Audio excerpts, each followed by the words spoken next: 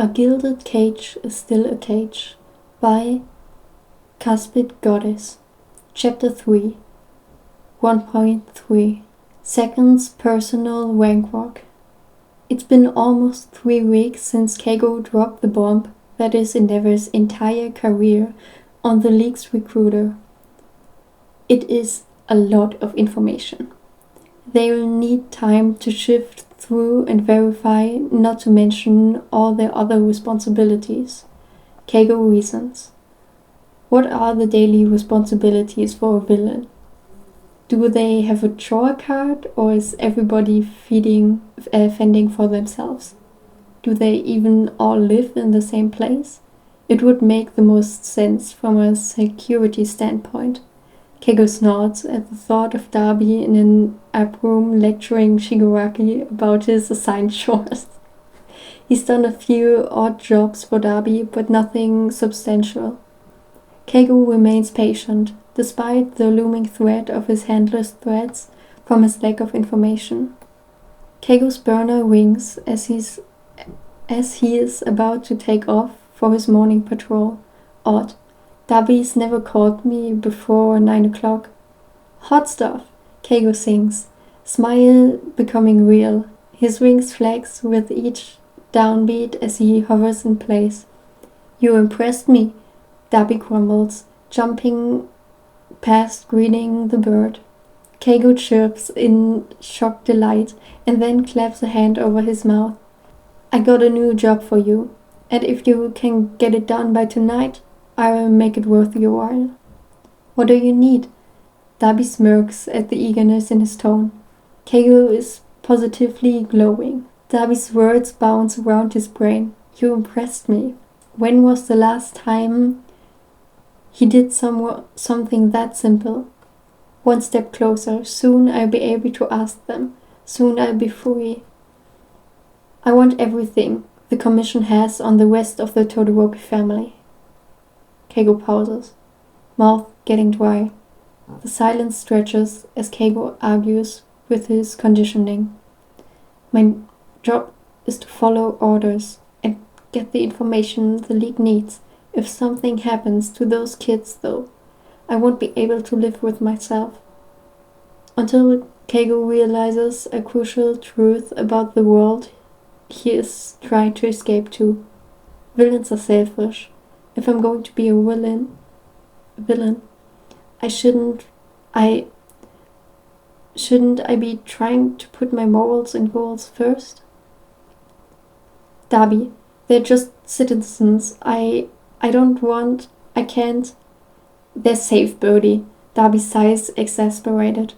Some of the files you've given me support some allegations that I've been tracking. You like non-violence, right, Birdie? Keigo mumbles an affirmation.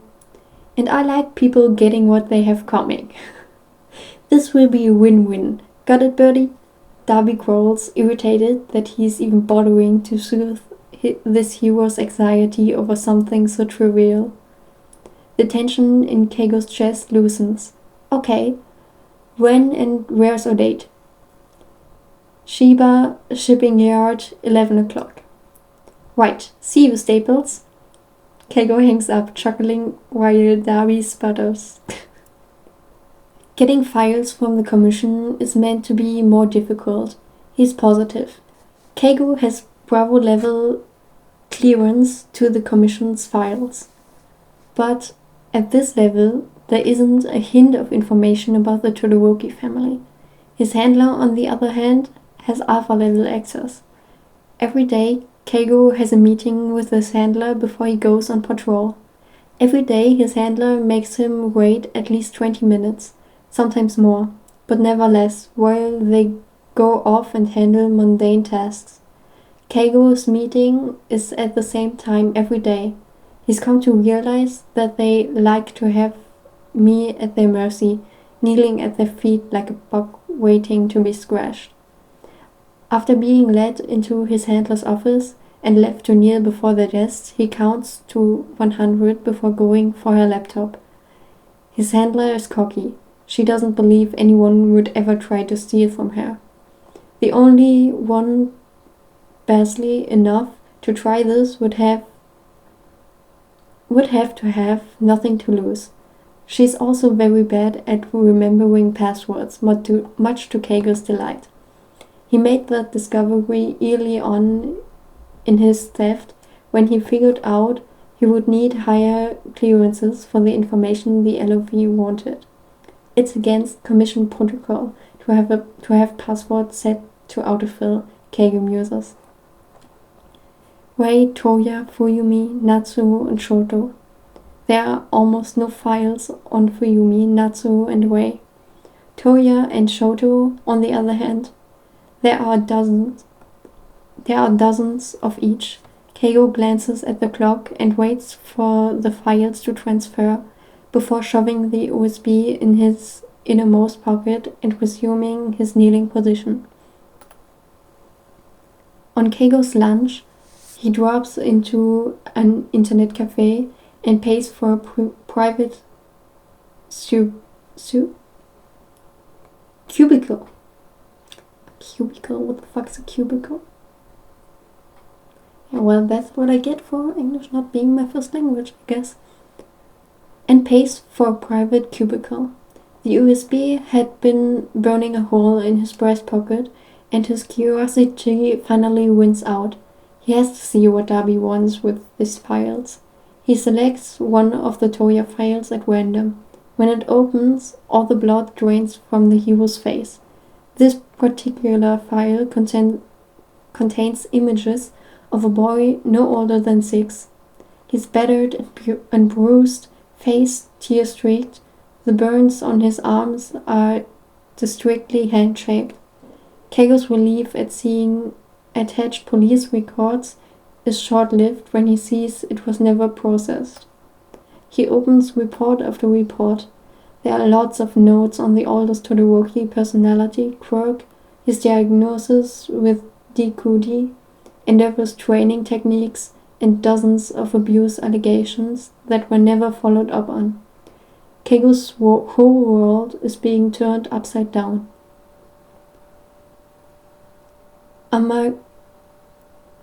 Armageddon strikes when he finds Toya's death certificate. Cause of death, combustion, extreme heat exposure. The part that makes Keigo want to vomit is the fact that there's a second copy, a copy with the HPSC seal that was submitted to the records office listing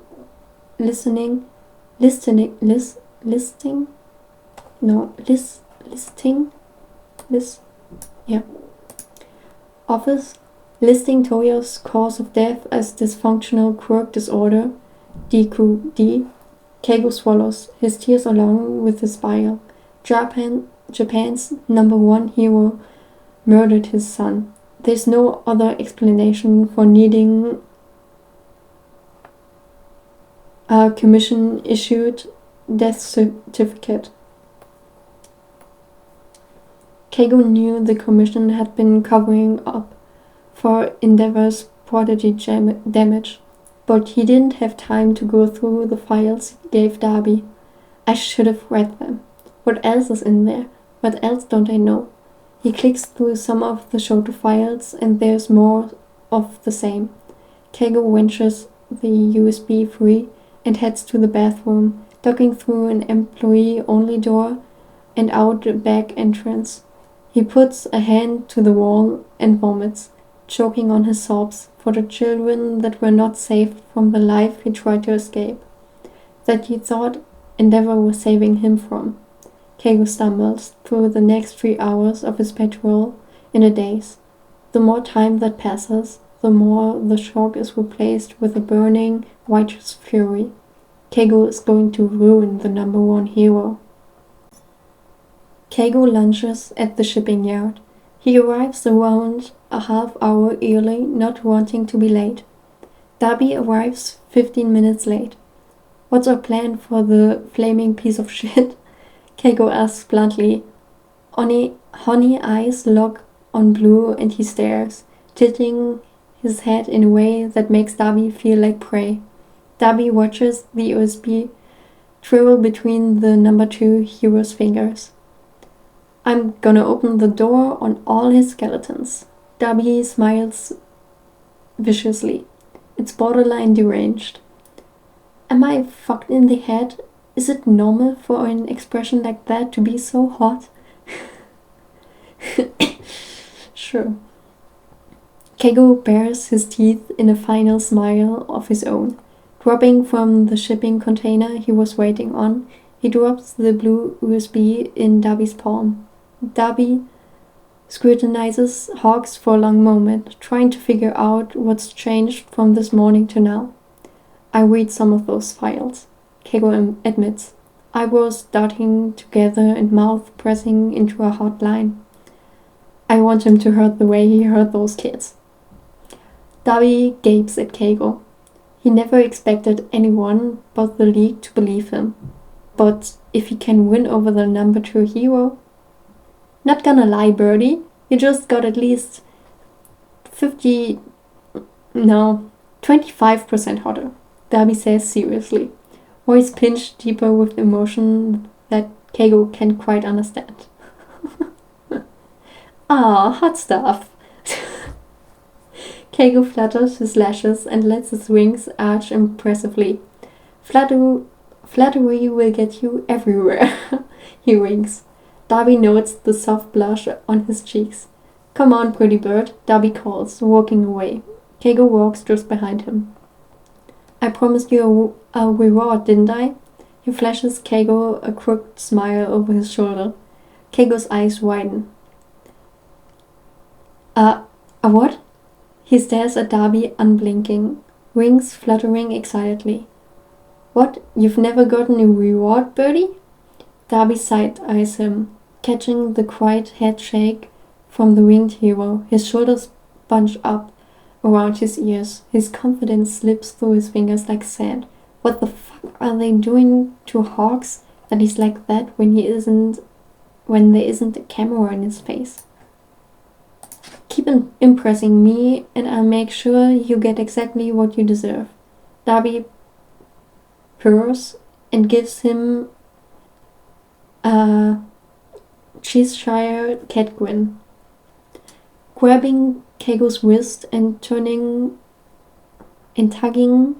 him through a doorway, Keigo's skin burns at the touch. He's always awed at the way people can casually touch one another. That isn't a luxury that's ever been afforded to him. I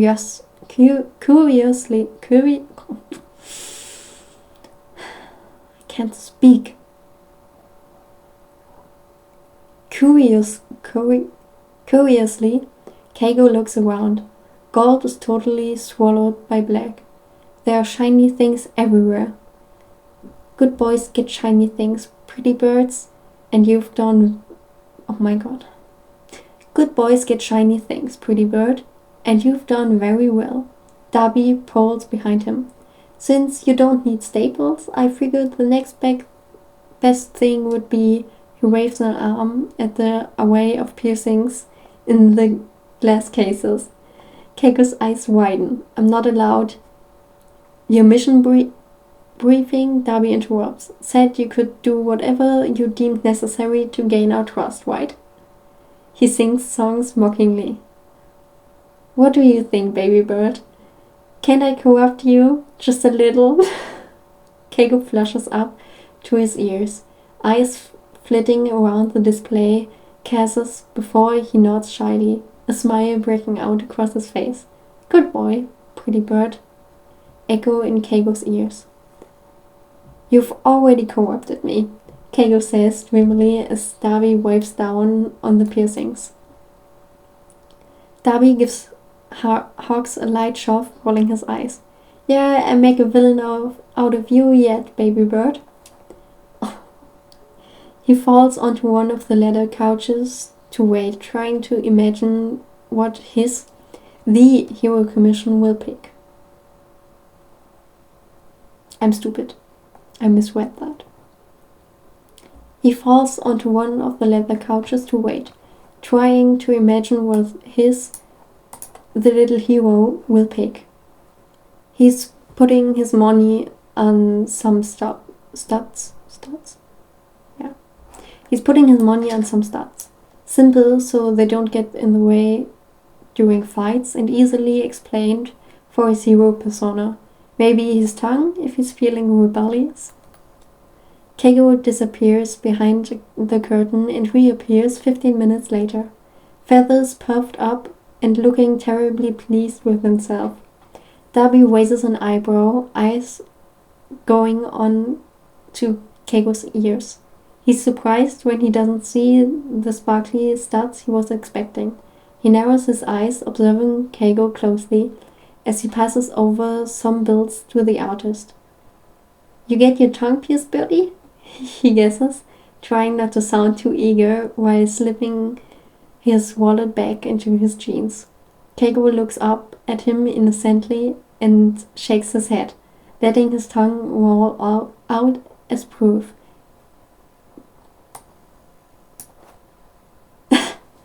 Dabi.exe has gone offline.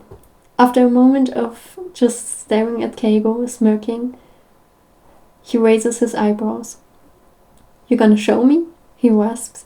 "Maybe someday," Keigo teases without thinking. Wings mantling around his shoulders. Heat rushes through Dabi, his mouth pulling into a lazy smile. "Is that a challenge, baby bird?" Dabi's blue eyes flash like his fire, and he looms over Keigo, giving off so much heat that Keigo wants to huddle in his coat to escape the winter air. Keigo wobbles, a panicked, flustered sound, and takes off in a flurry of fluttered up wet wings. I stumbled over the last verse quite a bit. But yeah, that was chapter 3. So, yay, I guess. Yeah, not much to say, I guess. I hope this... Okay, I don't know what to say. I'm just going... Bye. Thank you for listening.